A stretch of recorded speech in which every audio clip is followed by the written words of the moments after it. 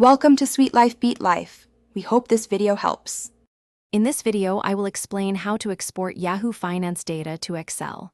First, open your web browser and go to the Yahoo Finance website. Once there, use the search bar to find the specific stock or index you are interested in. After selecting your asset, navigate to the Historical Data tab. This section allows you to view past performance and prepare your data for export. After setting your desired time period and frequency, look for the Download button. It's usually a small link or icon located near the historical data table. Clicking this button will initiate the download of a CSV file, which stands for comma-separated values.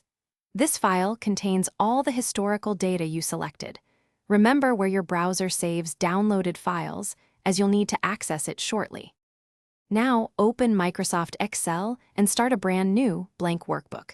To bring your data into Excel, navigate to the Data tab in the top menu. From there, select the From Text/CSV option. This will open a dialog box where you can browse your computer. Find and select the CSV file you just downloaded from Yahoo Finance. Once you've selected your CSV file, Excel will present a preview.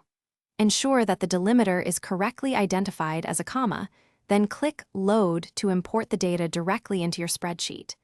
You can then adjust column widths for better readability and apply appropriate number formatting to your figures.